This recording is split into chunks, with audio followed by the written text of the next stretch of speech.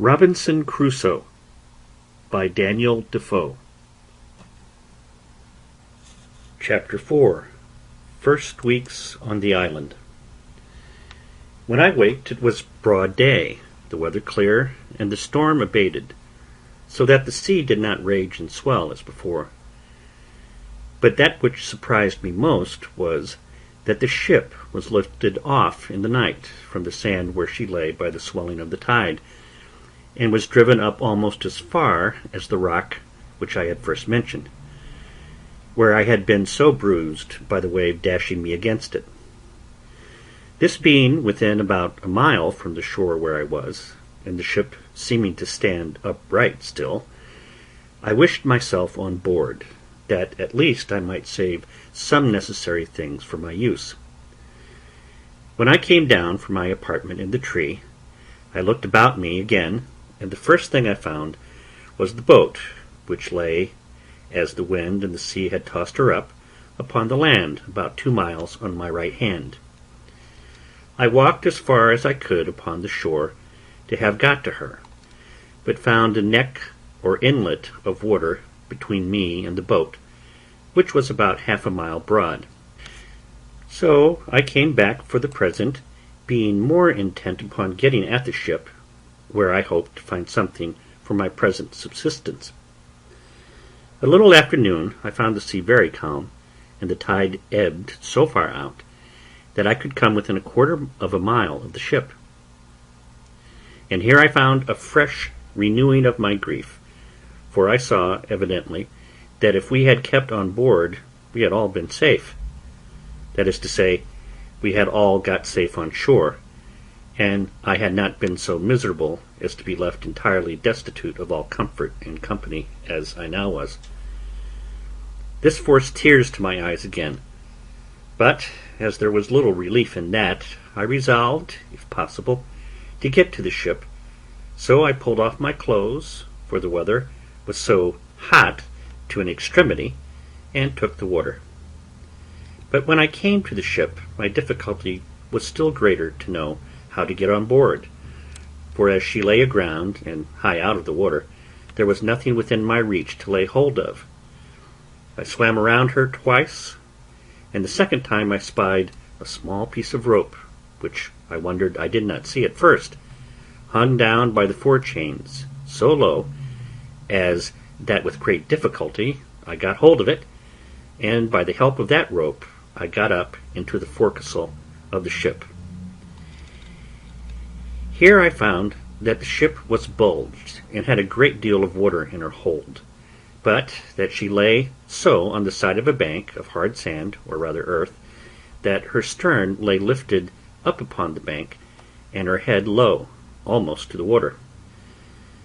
By this means all her quarter was free, and all that was in that part was dry. For you may be sure my first work was to search, and to see what was spoiled and what was free. And first I found that all the ship's provisions were dry and untouched by the water, and, being very well disposed to eat, I went to the bread room and filled my pockets with biscuit, and ate it as I went about other things, for I had no time to lose.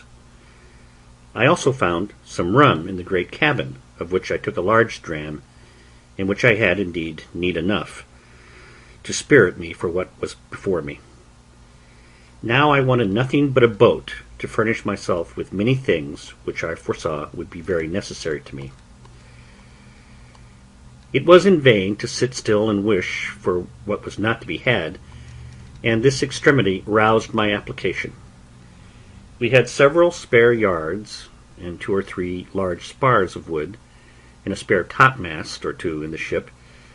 I resolved to work to fall with these, and I flung as many of them overboard as I could manage for their weight, tying every one with a rope, that they may not drive away.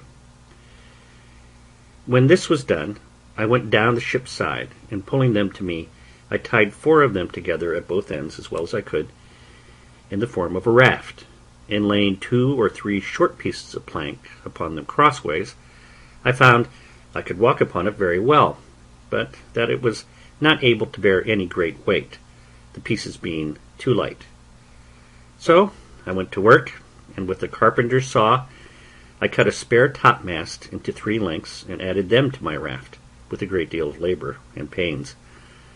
But the hope of furnishing myself with necessaries encouraged me to go beyond what I should have been able to have done upon another occasion.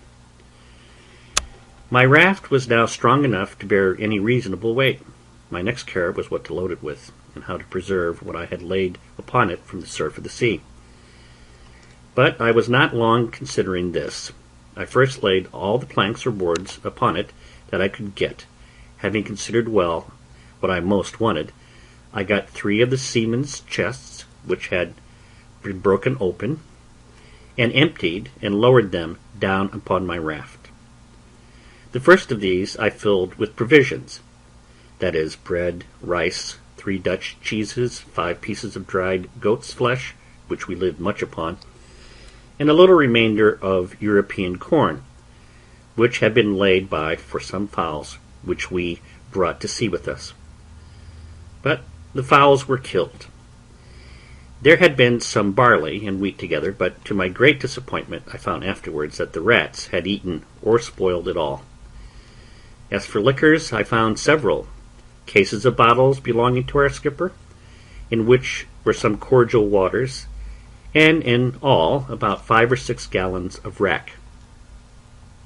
These I stowed by themselves, there being no need to put them into the chest, nor any room for them. While I was doing this, I found the tide begin to flow, though very calm, and I had the mortification to see my coat, shirt, and waistcoat, which I had left on the shore upon the sand, swim away. As for my breeches, which were only linen and open-kneed, I swam on board in them and my stockings.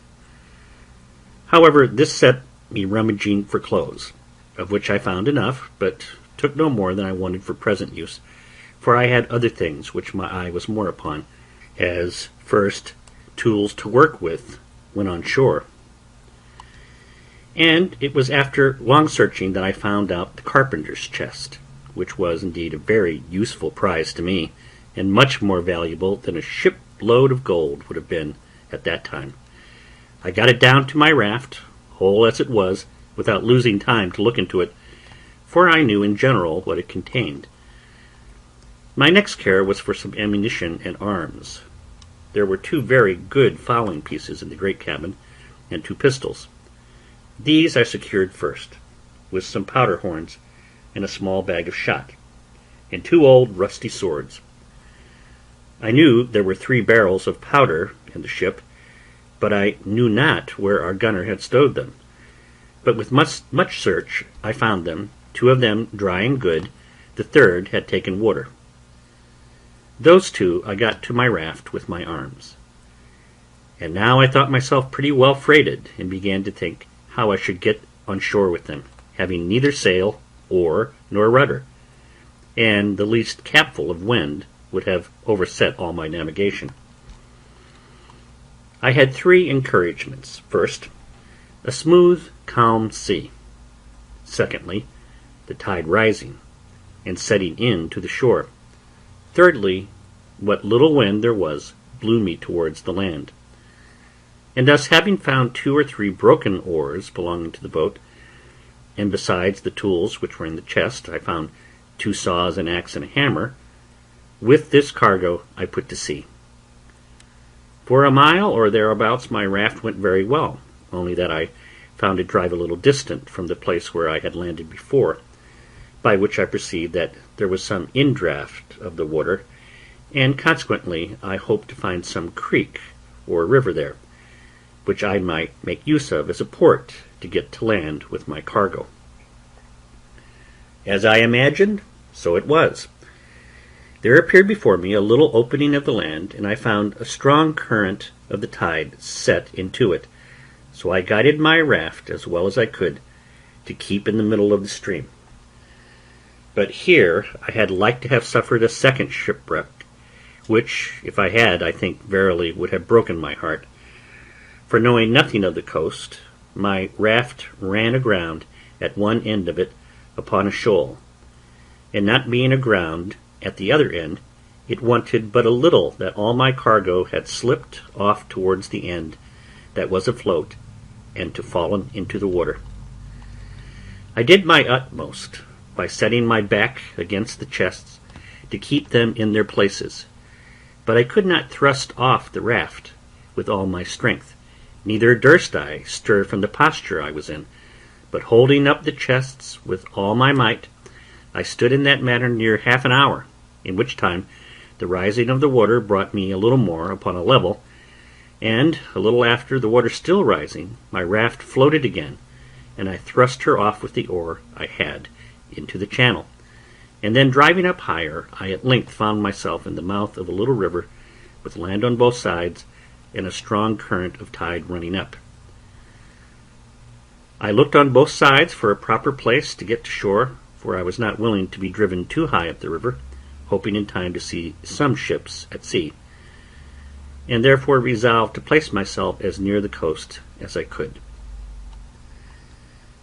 At length I spied a little cove on the right shore of the creek, to which with great pain and difficulty I guided my raft, and at last got so near that, reaching ground with my oar, I could thrust her directly in.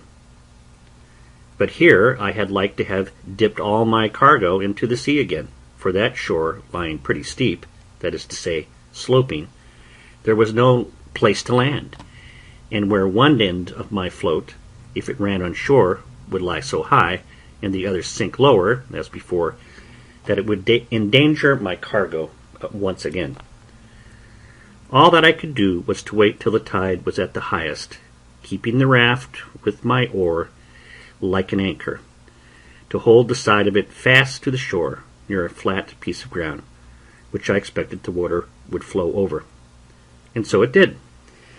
As soon as I found water enough for my raft drew about a foot of water, I thrust her upon that flat piece of ground, and there fastened or moored her by sticking my two broken oars into the ground, one on one side near the end, and one on the other side near the other end, and thus I lay till the water ebbed away, and left my raft and all my cargo safe on shore. My next work was to view the country, and seek a proper place for my habitation, and where to stow my goods to secure them from whatever might happen. Where I was, I yet knew not, whether on the continent or on an island, whether inhabited or not inhabited, whether in danger of wild beasts or not. There was a hill not a mile above me, which rose up very steep and high, and which seemed to overtop some other hills, which lay as in a ridge from it northward. I took out one of the fowling pieces, and one of the pistols, and a horn of powder, and thus armed I travelled for discovery up to the top of that hill, where, after I had with great labour and difficulty got to the top, I saw my fate, to my great affliction. That is, that I was in an island environed every way with the sea, no land to be seen except some rocks, which lay a great way off, and two small islands, less than this, which lay about 3 leagues to the west. I found also that the island I was in was barren, and as I saw good reason to believe uninhabited except by wild beasts, of whom, however, I saw none. Yet I saw abundance of fowls, but knew not their kinds. Neither when I killed them could I tell what was fit for food, and what not. At my coming back I shot at a great bird, which I saw sitting upon a tree on the side of a great wood. I believe it was the first gun that had ever been fired there since the creation of the world. I had no sooner fired than from all parts of the wood there arose an innumerable number of fowls, of many sorts, making a confused screaming and crying, and every one of them according to his usual note, but not one of them of any kind that I knew. As for the creature I killed, I took it to be a kind of hawk, its color and beak resembling it, but it had no talons or claws more than common. Its flesh was carrion and fit for nothing. Contented with this discovery, I came back to my raft and fell to work to bring my cargo on shore, which took me up the rest of that day. What to do with myself at night I knew not, nor indeed where to rest, for I was afraid to lie down on the ground, not knowing but some wild beast might devour me, though, as I afterwards found, there was really no need for those fears. However, as well as I could, I barricaded myself round with the chest and boards that I had brought on shore, and made a kind of hut for that night's lodging. As for food, I yet saw not which way to supply myself, except that I had seen 2 or 3 creatures like hares run out of the wood where I shot the fowl.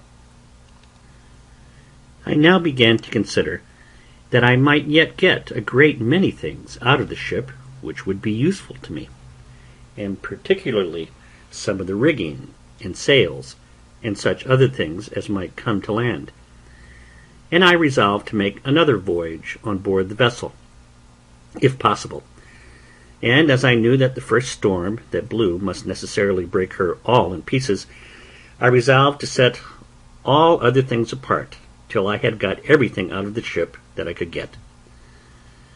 Then I called a council, that is to say, in my thoughts, whether I should take back the raft, but this appeared impracticable. So I resolved to go as before when the tide was down, and I did so, only that I stripped before I went from my hut, having nothing on but my checkered shirt, a pair of linen drawers, and a pair of pumps on my feet. I got on board the ship as before, and prepared a second raft, and having had experience of the first, I neither made this so unwieldy, nor loaded it so hard, but yet I brought away several things very useful to me. As first, in the carpenter's stores, I found 2 or 3 bags full of nails and spikes, a great screw-jack, a dozen or 2 of hatchets, and above all, that most useful thing called a grindstone. All these I secured, together with several things belonging to the gunner, particularly 2 or 3 iron crows, and 2 barrels of musket bullets, 7 muskets, another fowling piece, with some small quantity of powder more, a large bag full of small shot, and a great roll of sheet lead. But this last was so heavy I could not hoist it up to get it over the ship's side. Besides these things, I took all the men's clothes that I could find, and a spare foretopsail, a hammock, and some bedding, and with this I loaded my second raft and brought them all safe on shore, to my very great comfort. I was under some apprehension during my absence from the land that at least my provisions might be devoured on shore, but when I came back I found no sign of any visitor, only there sat a creature like a wild cat upon one of the chests, which, when I came towards it, ran away a little distance, and then stood still. She sat very composed and unconcerned, and looked full in my face, as if she had a mind to be acquainted with me. I presented my gun at her, but as she did not understand it, she was perfectly unconcerned at it, nor did she offer to stir away, upon which I tossed her a bit of biscuit, though, by the way, I was not very free of it, for my store was not great. However, I spared her a bit, I say, and she went to it, smelled at it, and ate it, and looked, as if pleased, for more. But I thanked her, and could spare no more, so she marched off. Having got my second cargo on shore, though I was fain to open the barrels of powder and bring them by parcels, for they were too heavy, being large casks, I went to work to make me a little tent with the sail and some poles which I cut for that purpose. And into this tent I brought everything that I knew would spoil, either with rain or sun, and I piled all the empty chests and casks up in a circle around the tent, to fortify it from any sudden attempt, either from man or beast.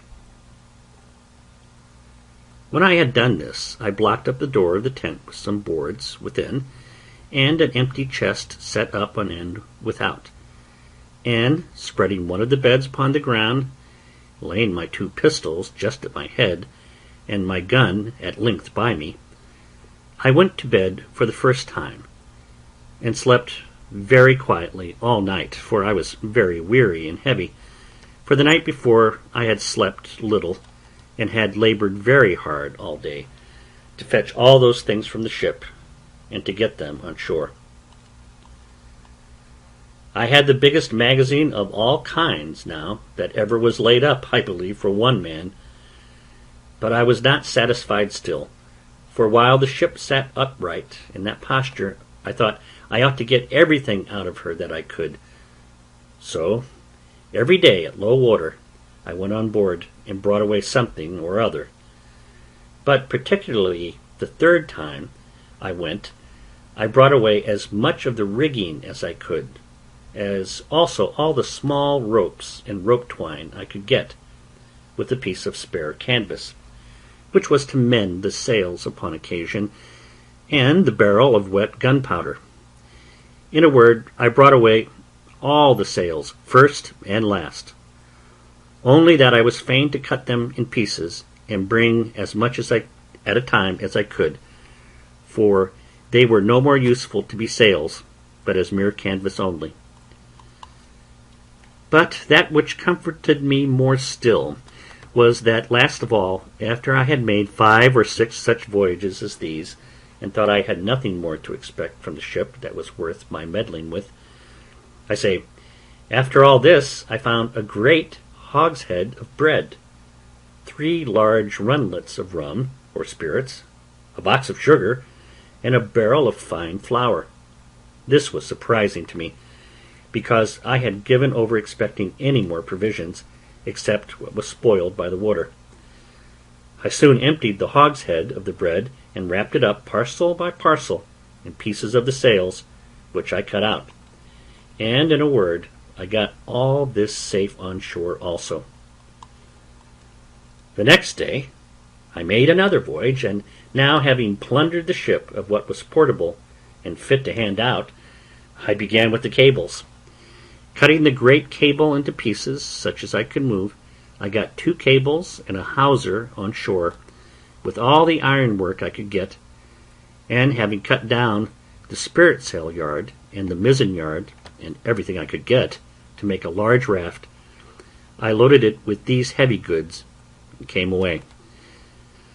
But my good luck began now to leave me, for this raft was so unwieldy and so overladen that after I had entered the little cove where I had landed the rest of my goods, not being able to guide it so handily as I did the other, it overset, and threw me and all my cargo into the water.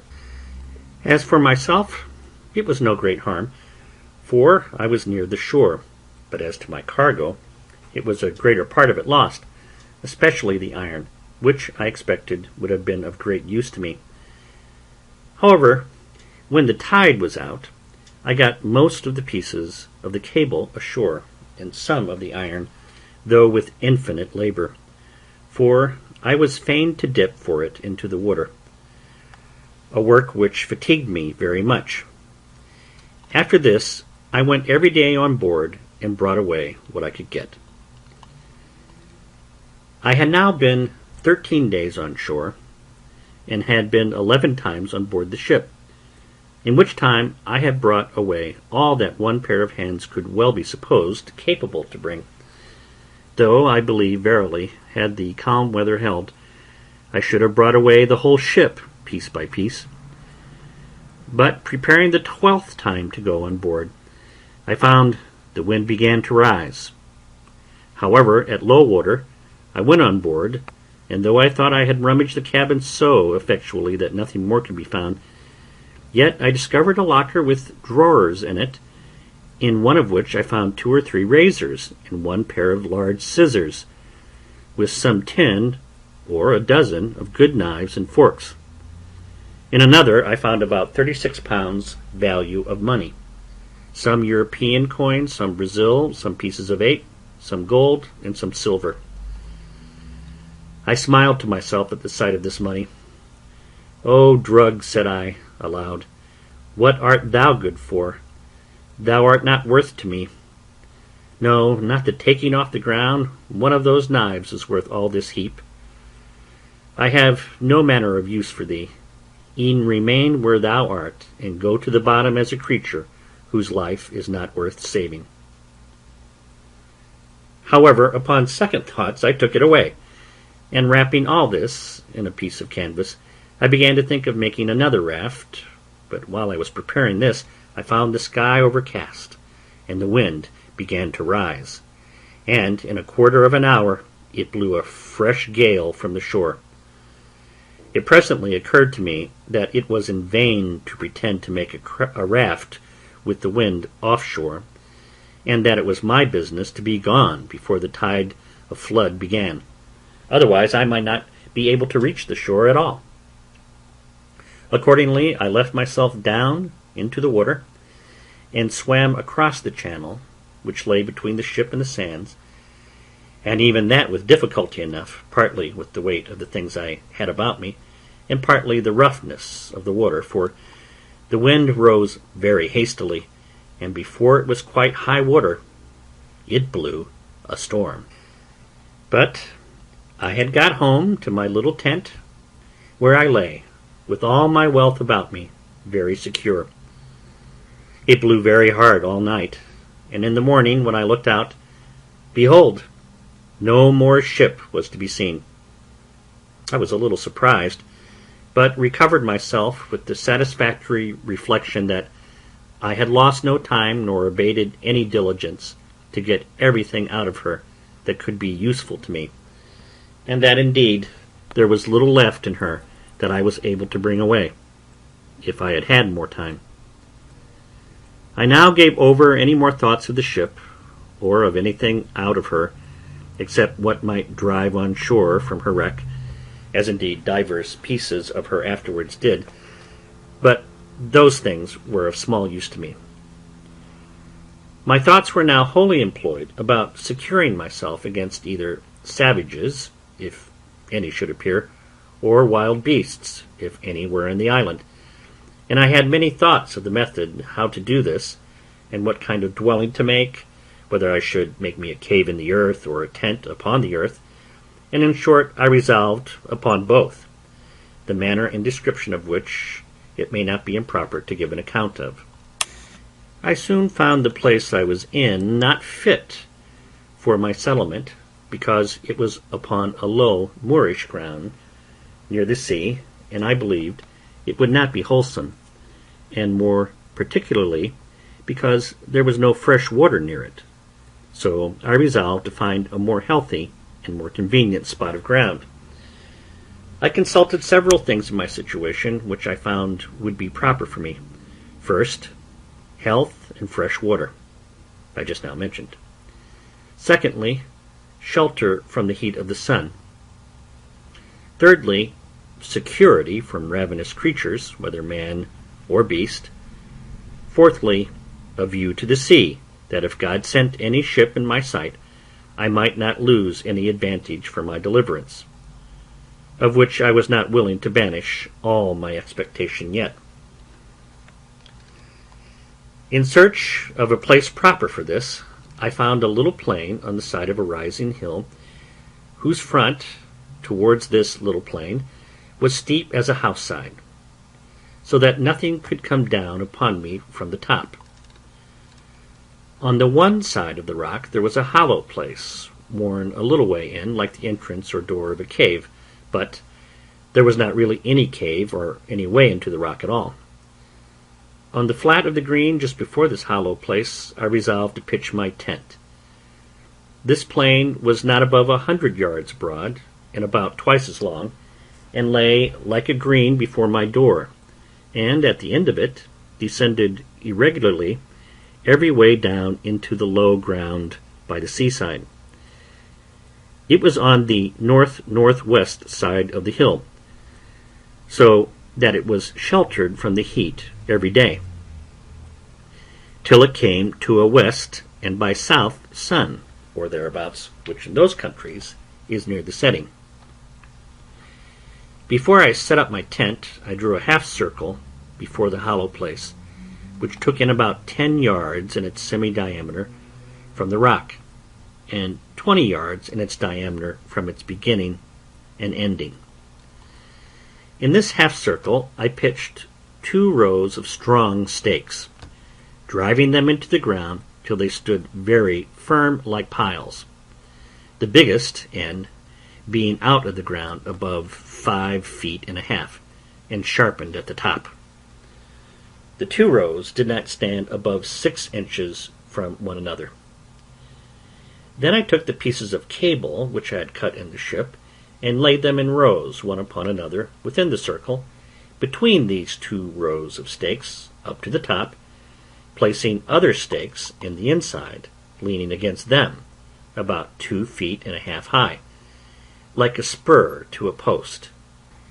And this fence was so strong that neither man nor beast could get into it or over it. This cost me a great deal of time and labor, especially to cut the piles in the woods, bring them to the place, and drive them into the earth. The entrance into this place I made to be not by a door, but by a short ladder to go over the top, which ladder, when I was in, I lifted over with me, after me, and so I was completely fenced in and fortified, as I thought, from all the world, and consequently slept secure in the night, which otherwise I could not have done, though, as it appeared afterwards, there was no need for all of this caution from the enemies that I apprehended danger from. Into this fence or fortress, with infinite labor, I carried all my riches, all my provisions, ammunition, and stores, of which you have the account above, and I made a large tent, which, to preserve me from the rains, that in one part of the year are very violent there, I made double, one smaller tent within, and one larger tent above it, and covered the uppermost with a large tarpaulin, which I had saved among the sails. And now I lay no more for a while in the bed which I had brought on shore, but in a hammock, which was indeed a very good one, and belonged to the mate of the ship. Into this tent I brought all my provisions, and everything that would spoil by the wet, and having thus enclosed all my goods, I made up the entrance which till now I had left open, and so passed and repassed, as I said, by a short ladder. When I had done this, I began to work my way into the rock, and bringing all the earth and stones that I dug down out through my tent, I laid them up within my fence in the nature of a terrace, so that it raised the ground within about 1.5 feet, and thus I made me a cave just behind my tent, which served me like a cellar to my house. It cost me much labor and many days before all these things were brought to perfection, and therefore I must go back to some other things which took up some of my thoughts. At the same time it happened, after I had laid my scheme for the setting up of my tent and making the cave, that a storm of rain falling from a thick, dark cloud, a sudden flash of lightning happened, and after that a great clap of thunder, as is naturally the effect of it. I was not so much surprised with the lightning as I was with the thought which darted into my mind as swift as the lightning itself. Oh, my powder! My very heart sank within me when I thought that, at one blast, all my powder might be destroyed, on which not my defence only, but the providing my food, as I thought, entirely depended. I was nothing near so anxious about my own danger, though, had the powder took fire, I should never have known who had hurt me. Such impression did this make upon me that after the storm was over I laid aside all my works, my building and fortifying, and applied myself to making bags and boxes, to separate the powder, and to keep it a little and a little in a parcel, in the hope that, whatever might come, it might not all take fire at once, and to keep it so apart that it should not be possible to make one part fire another. I finished this work in about a fortnight, and I think my powder, which was in all about 240 pounds weight, was divided in not less than 100 parcels. As to the barrel that had been wet, I did not apprehend any danger from that, so I placed it in my new cave, which in my fancy I called my kitchen, and the rest I hid up and down in holes among the rocks, so that no wet might come to it, marking very carefully where I laid it. In the interval of time while this was doing, I went out once at least every day with my gun, as well to divert myself as to see if I could kill anything fit for food, and, as near as I could, to acquaint myself with what the island produced. The first time I went out, I presently discovered that there were goats in the island, which was a great satisfaction to me, but then it was attended with this misfortune to me, that is, that they were so shy, so subtle, and so swift of foot, that it was the most difficult thing in the world to come at them. But I was not discouraged at this, not doubting but I might now and then shoot one, as it soon happened. For after I had found their haunts a little, I laid wait in this manner for them. I observed if they saw me in the valleys, though they were upon the rocks, they would run away, as in a terrible fright. But if they were feeding in the valleys, and I was upon the rocks, they took no notice of me. From whence I concluded that, by the position of their optics, their sight was so directed downward that they did not readily see objects that were above them. So afterwards I took this method. I always climbed the rocks first to get above them, and then had frequently a fair mark. The first shot I made among these creatures, I killed a she-goat, which had a little kid by her, which she gave suck to, which grieved me heartily. For when the old one fell, the kid stood stock still by her, till I came and took her up. And not only so, but when I carried the old one with me upon my shoulders, the kid followed me quite to my enclosure, upon which I laid down the dam, and took the kid in my arms, and carried it over my pail, in hopes to have bred it up tame. But it would not eat, and so I was forced to kill it, and eat it myself. These two supplied me with flesh a great while, for I ate sparingly, and saved my provisions, my bread especially, as much as I possibly could. Having now fixed my habitation, I found it absolutely necessary to provide a place to make a fire in, and fuel to burn. And what I did for that, and also how I enlarged my cave, and what conveniences I made, I shall give a full account of in its place. But I must now give some little account of myself, and of my thoughts about living, which, it may well be supposed, were not a few.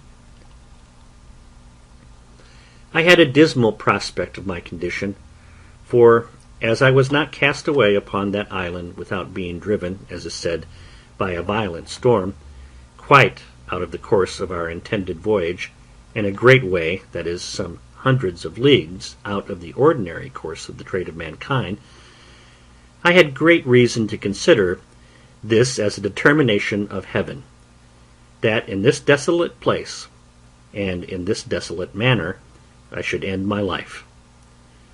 The tears would run plentifully down my face when I made these reflections, and sometimes I would expostulate with myself why Providence should completely ruin his creatures, and render them so absolutely miserable, so without help, abandoned, so entirely depressed, that it could hardly be rational to be thankful for such a life. But something always returned swift upon me to check these thoughts and to reprove me, and particularly one day, walking with my gun in my hand by the seaside, I was very pensive upon the subject of my present condition, when reason, as it were, expostulated with me the other way, thus: "Well, you are in a desolate condition, it is true, but pray remember, where are the rest of you? Did you not come 11 of you in the boat? Where are the 10? Why were they not saved, and you lost? Why were you singled out? Is it better to be here or there? And then I pointed to the sea. All evils are to be considered with the good that is in them, and with what worse attends them. It occurred to me again how well I was furnished for my subsistence, and what would have been my case if it had not happened, which was 100,000 to 1, that the ship floated from the place where she first struck, and was driven so near to the shore that I had time to get all these things out of her. What would have been my case if I had been forced to have lived in the condition in which I at first came on shore, without necessaries of life, or necessaries to supply and procure them? Particularly, said I aloud, though to myself, what should I have done without a gun, without ammunition, without any tools to make anything, or to work with, without clothes, bedding, a tent, or any manner of covering? And that now I had all these things to sufficient quantity, and was in a fair way to provide myself in such a manner as to live without my gun, when my ammunition was spent, so that I had a tolerable view of subsisting, without any want, as long as I lived. For I considered from the beginning how I would provide for the accidents that might happen, and for the time that was to come, even not only after my ammunition should be spent, but even after my health and strength should decay. I confess I had not entertained any notion of my ammunition being destroyed at one blast, my powder being blown up by lightning, and this made the thoughts of it so surprising to me when it lightened and thundered, as I observed just now. And now, being about to enter into a melancholy relation of a scene of silent life, such, perhaps, as was never heard of in the world before, I shall take it from its beginning, and continue it in its order. It was by my account the 30th of September, when, in the manner as above said, I first set foot upon this horrid island, when the sun, being to us in its autumnal equinox, was almost over my head, for I reckoned myself by observation to be in the latitude of 9 degrees 22 minutes north of the line. After I had been there about 10 or 12 days, it came into my thoughts that I should lose my reckoning of time for want of books and pen and ink, and should even forget the Sabbath days. But to prevent this, I cut with my knife upon a large post in capital letters, and making it into a great cross, I set it up on the shore where I first landed. I came on shore here on the 30th September, 1659. Upon the sides of this square post I cut every day a notch with my knife, and every 7th notch was as long again as the rest, and every first day of the month as long again as that long one, and thus I kept my calendar, or weekly, monthly, and yearly reckoning of time. In the next place, we are to observe that among the many things which I brought out of the ship, in the several voyages which, as above mentioned, I made to it, I got several things of less value, but not at all less useful to me, which I omitted setting down before, as in particular, pens, ink, and paper, several parcels in the captain's, mate's, gunner's, and carpenter's keeping, 3 or 4 compasses, some mathematical instruments, dials, perspectives, charts, and books of navigation, all which I huddled together, whether I might want them or no. Also, I found 3 very good Bibles, which came to me in my cargo from England, and which I had packed up among my things, some Portuguese books also, and among them 2 or 3 Popish prayer books, and several other books, all which I carefully secured. And I must not forget that we had in the ship a dog and 2 cats, of whose imminent history I may have occasion to say something in its place. For I carried both the cats with me, and as for the dog, he jumped out of the ship of himself, and swam on shore to me the day after I went on shore with my first cargo, and was a trusty servant to me many years. I wanted nothing that he could fetch me, nor any company that he could make up to me. I only wanted to have him talk to me, but that he would not do. As I observed before, I found pens, ink, and paper, and I husbanded them to the utmost, and I shall show that while my ink lasted, I kept things very exact, but after that was gone, I could not, for I could not make any ink by any means that I could devise. And this put me in mind that I wanted many things notwithstanding all that I had amassed together, and of these ink was one, as also a spade, pickaxe, and shovel, to dig or remove the earth, needles, pins, and thread. As for linen, I soon learned to want that without much difficulty. This want of tools made every work I did go so heavily, and it was near a whole year before I had entirely finished my little pail, or surrounded my habitation. The piles or stakes, which were as heavy as I could well lift, were a long time in cutting and preparing in the woods, and more, by far, in bringing home. So that I spent sometimes 2 days in cutting and bringing home one of these posts, and a third day in driving it into the ground, for which purpose I got a heavy piece of wood at first, but at last bethought myself of one of the iron crows, which, however, though I found it, made driving these posts or piles very laborious and tedious work. But what need I have been concerned at the tediousness of anything I had to do, seeing I had time enough to do it in? Nor had I any other employment, if that had been over, at least that I could foresee, except the ranging the island to seek for food, which I did more or less every day.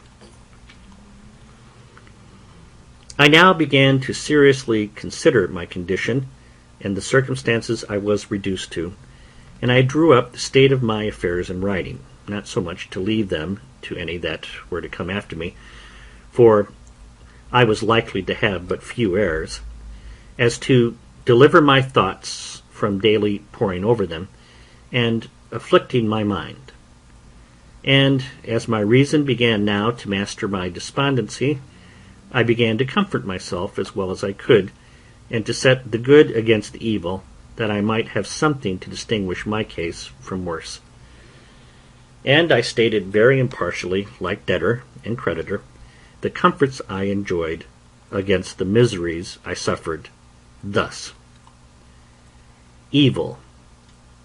I am cast upon a horrible, desolate island, void of all hope of recovery. Good. But I am alive, and not drowned, as all my ship's company were. Evil. I am singled out and separated, as it were, from all the world, to be miserable. Good.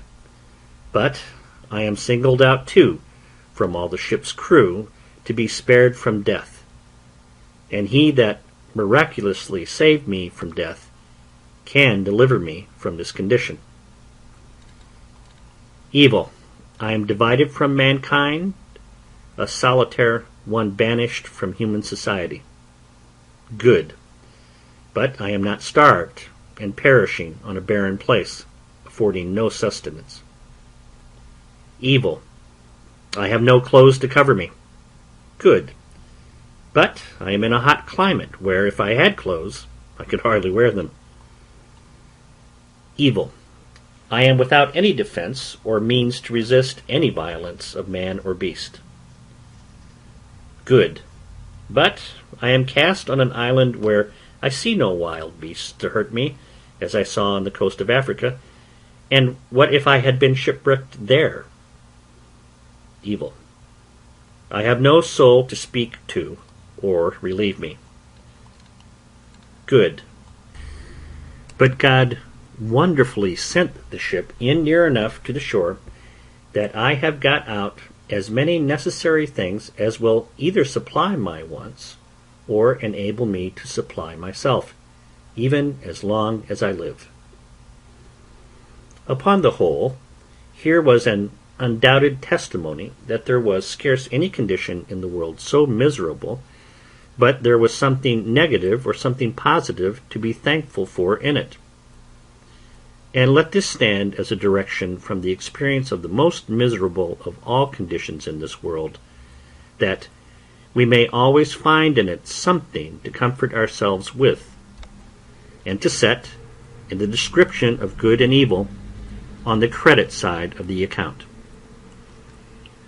Having now brought my mind a little to relish my condition, and given over looking out to see if I should spy a ship, I say, giving over these things, I begun to apply myself to arrange my way of living, and to make things as easy to me as I could.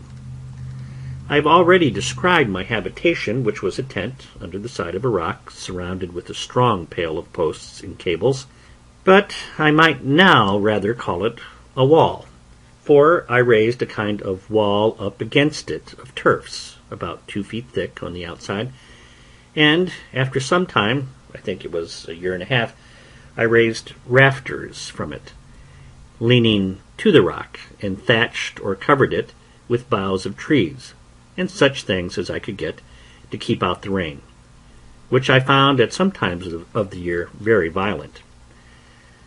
I have already observed how I brought all my goods into this pail and into the cave which I had made behind me.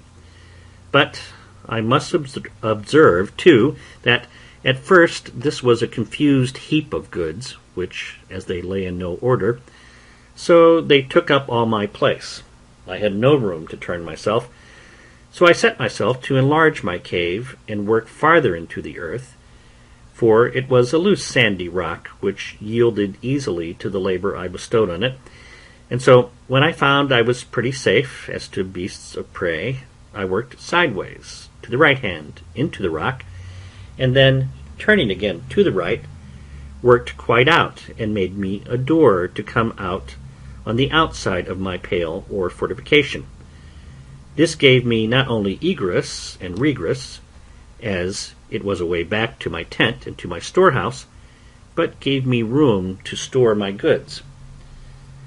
And now I began to apply myself to such necessary things as I found I most wanted, particularly a chair and a table, for without these I was not able to enjoy the few comforts I had in the world.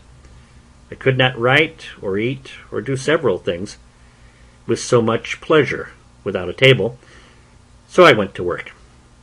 And here I must needs observe that as reason is the substance and origin of the mathematics, so by stating and squaring everything by reason, and by making the most rational judgments of things, every man may be in time master of every mechanic art. I had never handled a tool in my life, and yet in time, by labor, application, and contrivance, I found at last that I wanted nothing but I could have made it, especially if I had tools. However, I made abundance of things, even without tools, and some with no tools more than an adze and a hatchet, which perhaps were never made that way before, and that with infinite labor. For example, if I wanted a board, I had no other way but to cut down a tree, set it on an edge before me, and hew it flat on either side with my axe, till I brought it to be thin as a plank, and then dub it smooth with my adze. It is true, by this method I could make but one board out of a whole tree, but this I had no remedy for but patience, any more than I had for the prodigious deal of time and labor which it took me up to make a plank or board. But my time or labor was little worth, and so it was as well employed one way as another. However, I made me a table and a chair, as I observed above and in the first place, and this I did out of the short pieces of boards that I brought on my raft from the ship. But when I had wrought out some boards as above, I made large shelves of the breadth of 1.5 feet, one over another all along one side of my cave, to lay all my tools, nails, and ironwork on, and, in a word, to separate everything at large into their places, that I might come easily at them. I knocked pieces into the wall to hang my guns and all things that would hang up, so that, had my cave been to be seen, it looked like a great general magazine of all necessary things, and had everything so ready at my hand, that it was a great pleasure to me to see all my goods in such order, and especially to find my stock of all necessaries so great. And now it was that I began to keep a journal of every day's employment, for indeed, at first I was in too much hurry, and not only hurry as to labor, but in too much discomposure of mind, and my journal would have been full of many dull things. For example, I must have said thus: 30th. After I had got to shore and escaped drowning, instead of being thankful to God for my deliverance, having first vomited with the great quantity of salt water which had gotten into my stomach, and recovering myself a little, I ran about the shore, wringing my hands and beating my head and face, exclaiming at my misery, and crying out, I was undone, undone, till tired and faint I was forced to lie down on the ground to repose, but durst not sleep for fear of being devoured. Some days after this, and after I had been on board the ship, and got all I could out of her, yet I could not forbear getting up to the top of a little mountain, and looking out to sea, in hopes of seeing a ship. Then fancy at a vast distance I spied a sail, please myself with the hopes of it, and then, after looking steadily till I was almost blind, lose it quite, and sit down and weep like a child, and thus increased my misery by my folly. But having gotten over these things in some measure, and having settled my household, staff, and habitation, made me a table and a chair, and all as handsome about me as I could, I began to keep my journal, of which I shall here give you the copy, though in it will be told all the particulars all over again, as long as it lasted, for having no more ink, I was forced to leave it off. End of chapter 4.